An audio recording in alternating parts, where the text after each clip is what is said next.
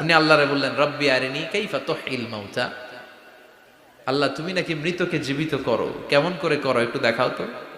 আল্লাহ বলে, ইব্রাহিম এটা কেমন কথা, আওয়ালাম তুমিন, তুমি নবী মানুষ কি প্রশ্ন করলা, তোমার বিশ্বাস হয় না?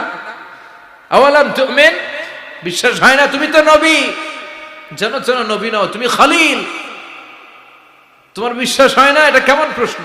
সাইয়েদনা ইব্রাহিম বললেন, বালা বিশ্বাস হয়, ওয়ালাকিন লিয়াতমাইন্না কলবি, কিন্তু দেখলে ভাল লাগবে, দেখলে ভাল লাগবে, অন্তরটা ঠান্ডা হবে, এজন্য সবকিছু দেখে নেবেন, এজন্য ক্লিয়ার হয়ে নেবেন।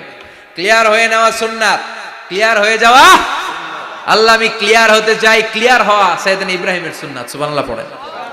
আল্লাহ কেমন করে মৃতরে জীবিত করো তুমি দেখাও। আল্লাহ বললেন, চারটা পাখিরে টুকরা টুকরা করো, জবাই করো, টুকরা টুকরা করো, পায়ের সাথে মাথা মিশাও, মাথার সাথে কলিজা মিশাও, টুকরা টুকরা করে ওই পাহাড়ের মধ্যে ছিটিয়ে দিয়ে আস। এরপরে এই পাশে এসে সুম্মা দুহুন্না ইয়াতিনাকা সায়া, আমার নামে পাখিগুলারে ডাক দাও। উনি এই পাশে এসে আল্লাহর নামে টুকরো টুকরো করে ছিটিয়ে দিয়ে আসা পাখিগুলোর ডাক দিতে দেরি, মুহূর্তে পায়ের সাথে মাথা, মাথার সাথে বডি লেগে জীবিত হয়ে পাখিগুলো দৌড়ে সাইয়েদনা ইব্রাহিমের কাছে চলে এসেছে। আল্লাহর কোরআন সাক্ষী। ইয়াতিনাকা সায়া, এই যে আল্লাহর সাথে উনার কি ডায়ালগ মারছেন, এটা কোরআনে আছে না নাই? এইটা না থাকাতে সমাজে অনেক ভেজাল। কথাগুলো খেয়াল রাখবেন। রব্বি আরিনি কাইফা তুহিল মাউতা, আল্লাহ তুমি নাকি মৃতকে জীবিত করো।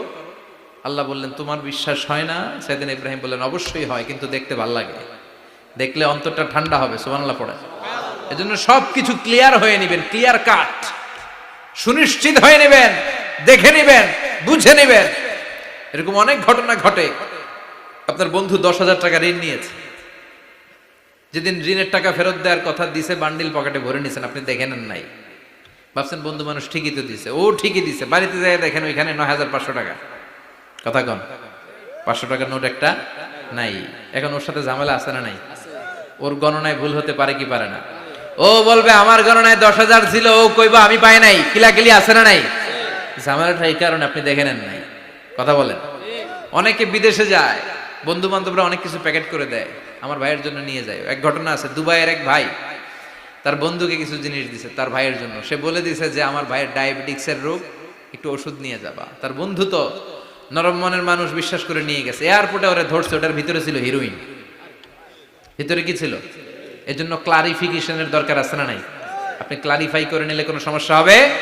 সাইয়েদনা ইব্রাহিম বললেন, বালা ওয়ালাকিন লিয়াতমাইন্না কলবি, আল্লাহ অবশ্যই বিশ্বাস করি, কিন্তু দেখতে পারলে কলিজাটা ঠান্ডা হয়ে যাবে। বিশ্বনবীর অভ্যাস ছিল, ওনার স্ট্যান্ডিং পয়েন্ট উনি ক্লিয়ার করে দিতেন। বুখারীর বর্ণনা, ওনার স্ত্রী আমাদের আম্মা জান সাফিয়া বিনতে হুয়াই ইবনে আখতাব, সাফিয়া বিনতে হুয়াই ইবনে আখতাবকে নিয়ে উনি ইতিকাফ অবস্থায় মসজিদে বসে আছেন। আলো আবছা অন্ধকার। সাফিয়া বিশ্বনবীকে বিদায় দিয়ে বের হয়ে যাবেন। ইন দ্য মিন টাইম বিশ্বনবী দেখলেন দুইজন সাহাবা হেঁটে যাচ্ছে।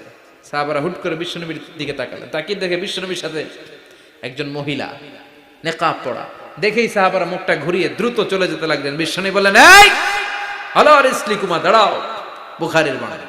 বিশ্বনবী ওখানে গেলেন, যে বললেন, সাহাবারা আসসালামু আলাইকুম। ওয়ালাইকুম আসসালাম। ইন্নাহা উম্মুকুম সাফিয়া, ওই যে পর্দার আড়ালে একটা মহিলার সাথে আমারে বসা দেখছো, এটা তোমাদের মা, আমার স্ত্রী সাফিয়া। সাহাবারা বলে, সুবহানাল্লাহ, ইয়া রাসূলুল্লাহ, আপনি এটার ব্যাখ্যা দিতে এসেছেন কেন আমাদের কাছে?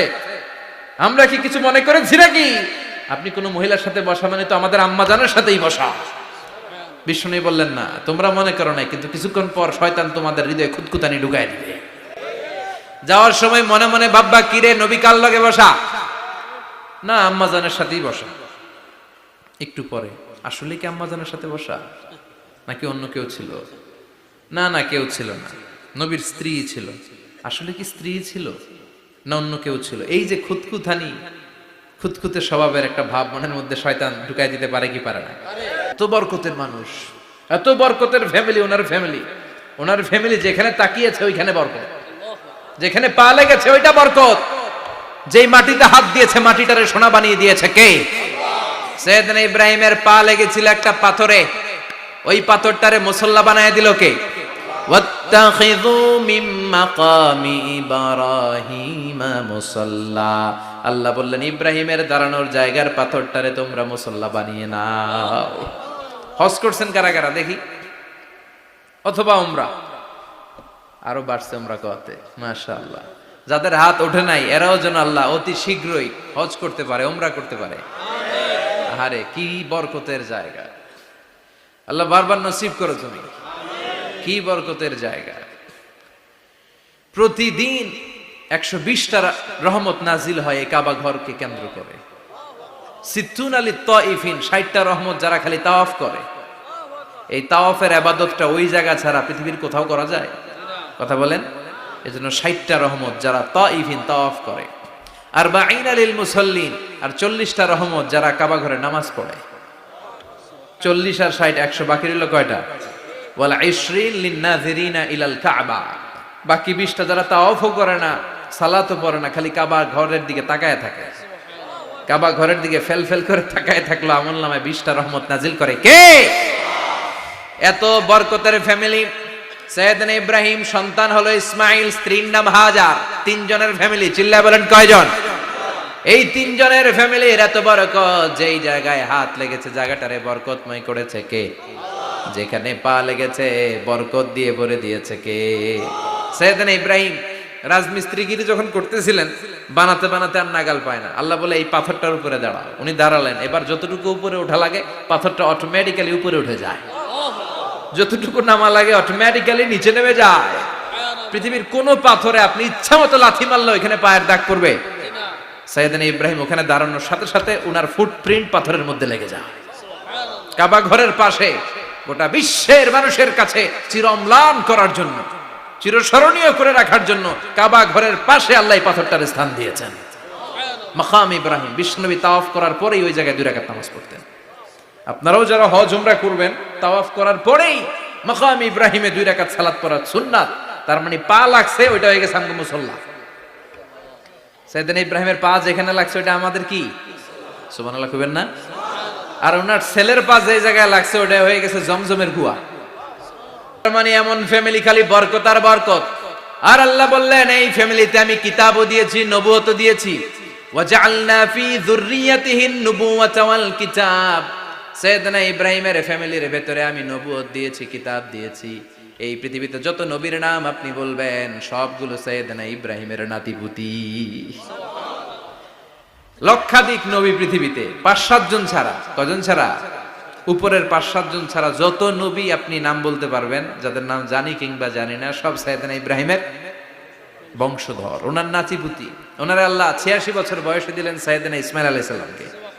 ওনার বয়স যখন 100 তখন দিলেন সাইয়েদনা ইসহাক আলাইহিস সালামকে। তাহলে ওনার প্রথম ছেলের নাম? দ্বিতীয় ছেলে আওয়াজ করে বলেন, প্রথমটা, দ্বিতীয়টা ইসহাক। দুর্ভাগ্যজনক হলেও সত্য, ইসমাইলের চেনে কোনো নবী আল্লাহ দেন নাই, কোনো নবী নাই। সব নবী এই চেনে, এই চেনে। হাজার হাজার লক্ষাধিক নবী খালি ইসহাকের বংশে নাম, এই বংশে কোনো নবী নাই। আর এই বংশের নবীরা প্রজন্মের পর প্রজন্ম একে অপরকে বলে যায়, সব শেষে কিন্তু একজন নবী আসবে, ওইটা হবে শ্রেষ্ঠ নবী, বিশ্ব নবী। ঠিক কি না? একের পর এক নবুয়ত আল্লাহ এই চেনে দিলেন। ইসহাকের চেইনে, সাইয়েদনা ইসমাইলের চেইনে কোনো নবী নাই। এত নবী এখানে এসেছে, এরা ভেবেই নিয়েছে ওই যে শেষ নবী, যেটা শ্রেষ্ঠ নবী, এটাও এখানেই আসবে। কিন্তু আস্তে আস্তে হাজার হাজার লক্ষাধিক নবী আল্লাহ এইখানে পাঠিয়ে সাইয়েদনা ঈসা আলাইহিস সালামের পরে আল্লাহ স্টপ মেরে দিলেন। স্টপ মেরে দিয়ে 570 বছর পরে শ্রেষ্ঠ নবীটারে আল্লাহ এই চেনে পাঠিয়ে দিলেন। এজন্য আমরা হচ্ছি বানি ইসমাইল। আমরা কি? বিশ্বনবী হচ্ছেন বানি ইসমাইল, বিশ্বনবী কি? আর এরা হচ্ছেন বানি Israil. Changing the leadership from বানি ইসরাইল টু বানি ইসমাইল। এজন্য অহংকারীদের পরিণাম শুভ হয় না। এরা নবী পেতে পেতে এই প্রজন্ম অহংকারী হয়ে উঠেছিল আর গালি দিচ্ছিল এই চেইনটা আটকুরা চেইন, নবী আসার দিক থেকে এই চেইনে কোনো নবী নাই, সব নবী এই চেইনে আমরা পাই, আর শ্রেষ্ঠ যে নবীটা আসবে সেটাও এই চেইনে আসবে। আল্লাহ কয় না, আমি খেলা উল্টায় দিব, সব নবী এখানে পাঠালেও শেষ নবী আমি এখানে পাঠাবো না।